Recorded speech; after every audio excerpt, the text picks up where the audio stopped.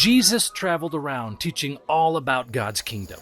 He wanted people to know that God is king and that God will rescue us from sin. As he traveled around, he did many amazing things, and many people believed in him.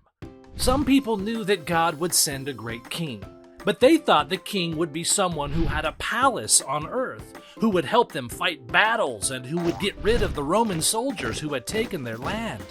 The people hoped Jesus would be that kind of king. It's true, Jesus is a mighty king, but his rule is different from what the people expected. It's actually way better.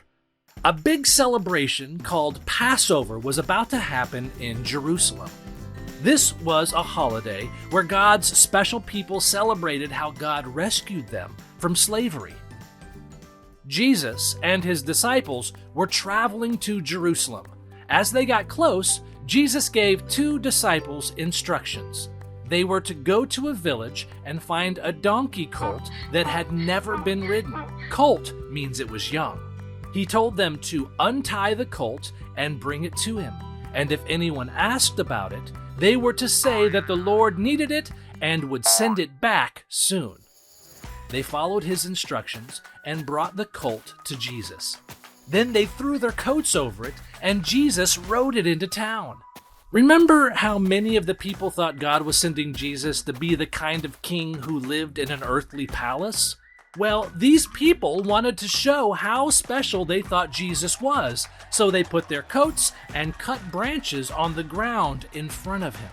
Then they gathered around and praised Jesus and shouted, "Hosanna!" which means, "Save us!"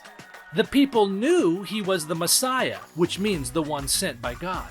But they didn't know that meant he is king over everything. We can be thankful to Jesus because he rode the colt into Jerusalem to die on the cross and save us from our sins.